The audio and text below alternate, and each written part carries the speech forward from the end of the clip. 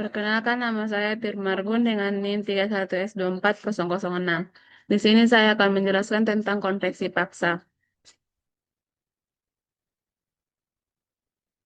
Konveksi paksa adalah mekanisme perpindahan panas di mana pergerakan fluida, baik gas maupun cairan, digerakkan secara aktif oleh sumber eksternal seperti pompa, kipas angin, atau blower, bukan melalui gaya apung alami akibat perbedaan densitas.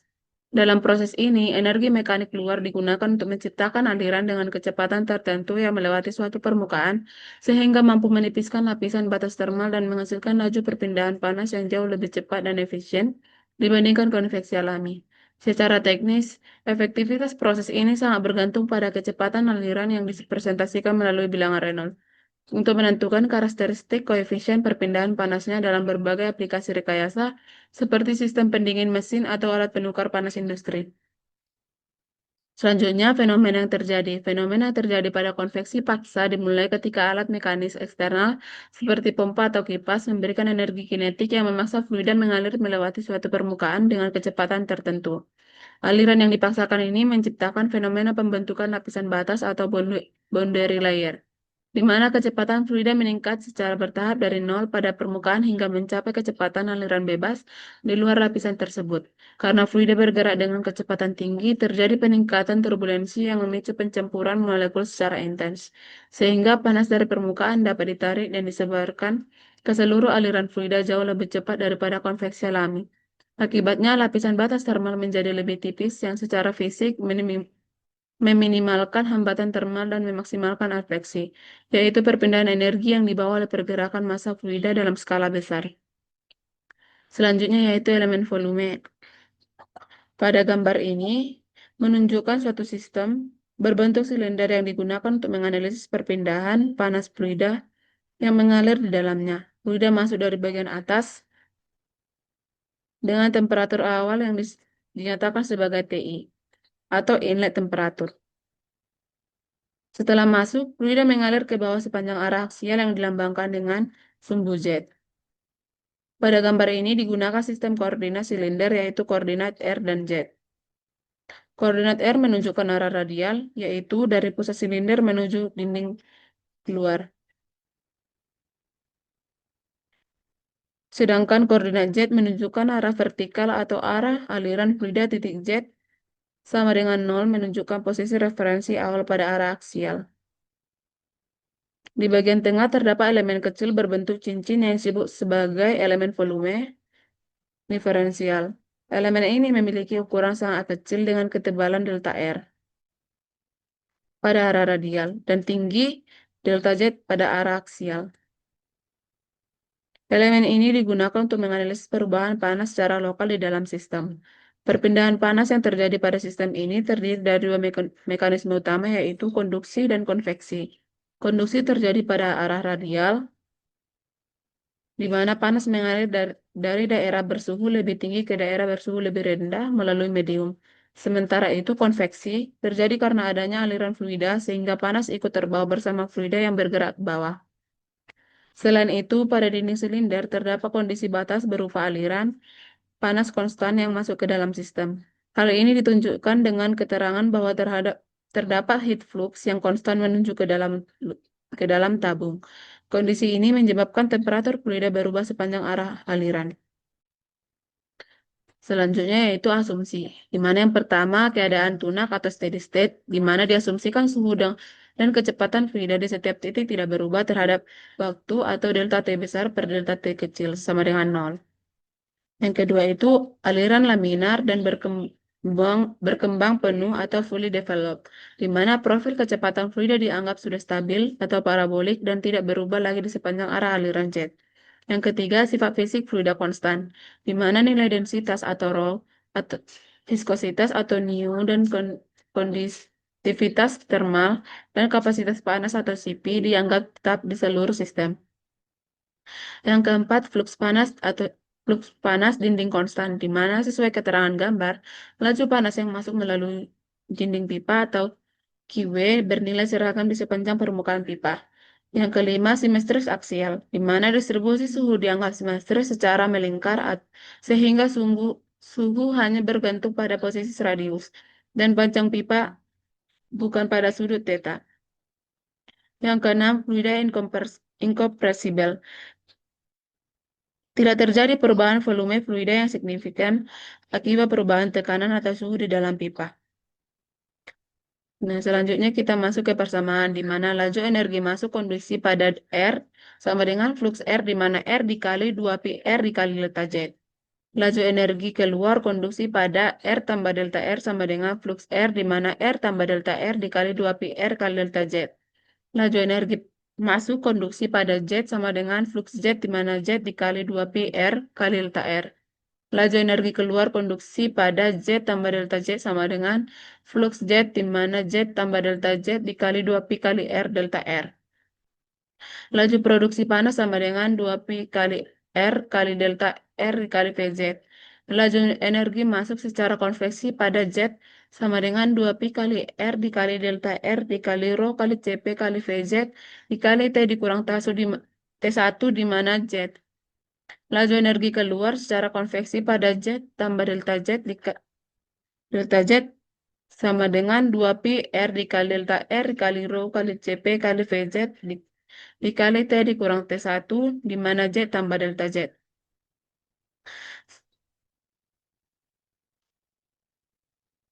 Untuk menyelesaikan perpindahan panas secara konveksi paksa, hal yang perlu dilakukan adalah mencari profil kecepatan di dalam sistem. Hal ini dapat diselesaikan dengan neraca momentum, yaitu Vz sama dengan P0 dikurang PL per 4 nu L dikali R kuadrat dikali 1 kurang R kecil per R besar dikuadratkan. Sama dengan Vz max 1 kurang R kecil per R besar dikuadratkan. Nah, selanjutnya itu ada persamaan energi balance, di mana persamaan energi balance itu yaitu laju energi yang masuk konduksi dikurang laju energi keluar konduksi ditambah laju energi masuk konveksi dikurang laju energi keluar konveksi ditambah laju produksi panas sama dengan 0. Nah, setelah itu masukkanlah hasil yang sebelumnya ke persamaan itu, di mana flux R di mana R di mana R dikurang flux R di mana R tambah delta R dikali 2pi R kali delta Z tambah flux Z di mana Z dikurang flux Z di mana Z tambah delta Z dikali 2pi R kali delta R tambah 2pi R kali delta R kali rho kali Cp kali Vz dikali T per Z dikurang T per Z tambah delta Z dikali T di mana Z dikurang T di mana Z tambah delta Z sama dengan 0. Setelah itu maka kita bagi dengan 2pi kali delta R dikali delta Z. Maka dapat hasil R flux R di mana R dikurang flux R dikali R maka dapat hasil R dikali flux R di mana R dikurang flux R di mana R tambah delta R per delta R ditambah R dikali flux Z di mana Z dikurang flux Z di mana Z tambah delta Z per delta Z ditambah R dikali rho kali Cp kali Vz dikali T di mana Z dikurang R kali rho kali Cp kali Vz kali T di mana Z tambah delta Z sama dengan 0 per delta Z. Nah, setelah ini dapat hasil ini maka kita limitkan di mana limit delta R menuju 0 dikali R flux R di mana R dikurang R dikali flux R di mana R tambah delta R per delta R sama dengan min R dikali d flux D QR per DR. Nah, selanjutnya limit delta Z menuju 0, di mana R dikali flux Z, di mana Z dikurang R kali flux Z, di mana Z tambah delta Z per delta Z. Maka dapat hasil min R dikali D QZ per DZ.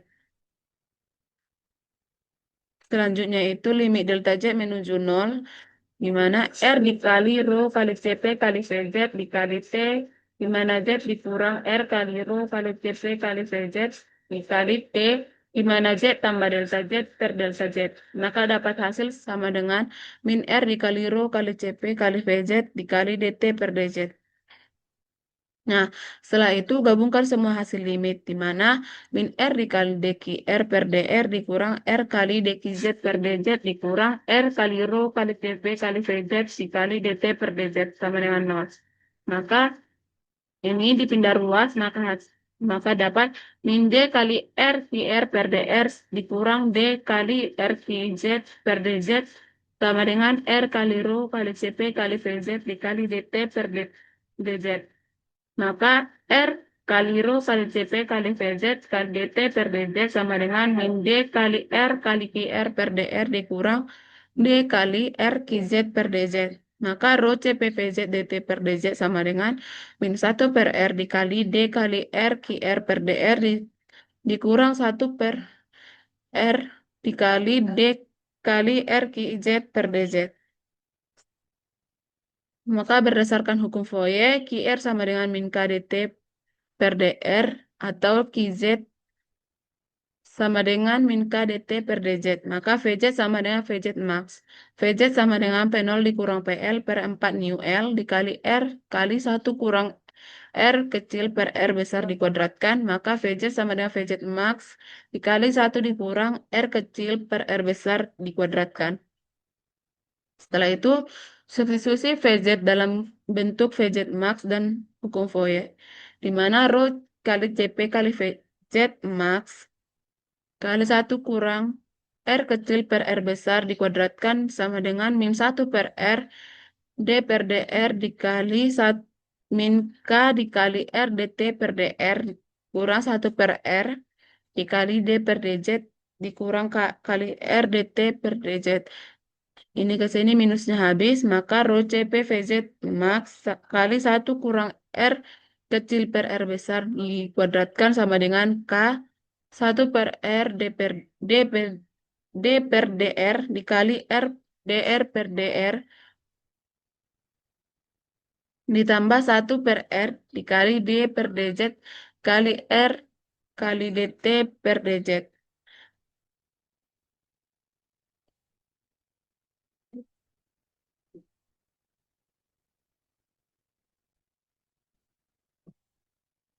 Konveksi lebih besar konduksi sehingga D kuadrat T per DZ kuadrat diabaikan menjadi rho kali CP kali VZ max dikali 1 kurang R kecil per R besar dikuadratkan sama dengan K 1 per R dikali D per DR dikali R dikali DT per DR. Maka setelah ini maka kita masuk pada kondisi batas di mana pada R sama dengan 0 maka T sama dengan finite. R sama dengan R besar, maka min K dt per dr sama dengan Q0, yaitu ini merupakan konstanta. Z sama dengan 0, maka T sama dengan T1. Dengan menggunakan variabel-variabel tidak berdimensi, maka Q sama dengan T dikurang T1 per Q0 dikali R kuadrat besar per K. Maka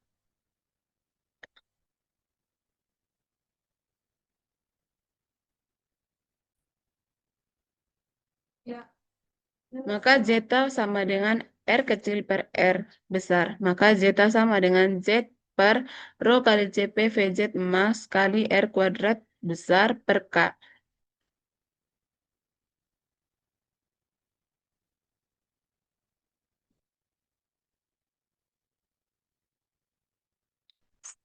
Satu dikurang si kuadrat dikali dq per dc sama dengan 1 per si dikali si kali dq per si.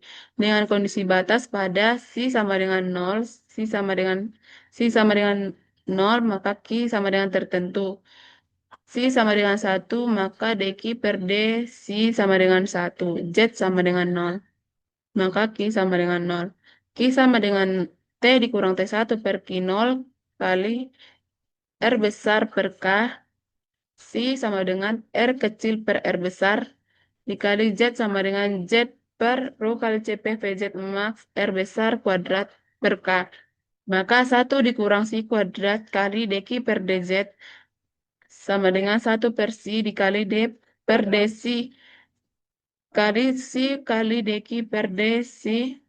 Maka 1 kurang R kecil per R besar kuadratkan dikali D kali T dikurang T1 per Q0 dikali R besar per K per D kali Z per rho CP VZ max R kuadrat per K sama dengan min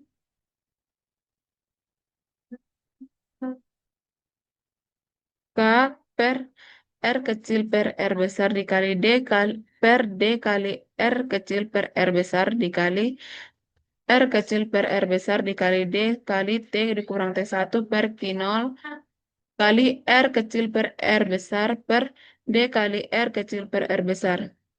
Maka hasilnya 1 kurang R kecil per R besar dikuadratkan kali rho kali CP kali VZ max kali R kuadrat per K kali D kali T kurang T1 per DT sama dengan R besar per R kecil dikali R besar dikali D per DR dikali R kecil per R besar kali D kali T kurang DT1 per DR.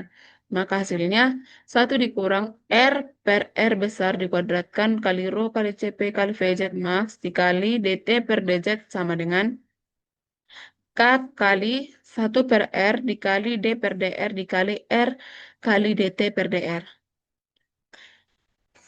Sekian dari penjelasan saya. Mohon maaf jika ada kesalahan. Terima kasih.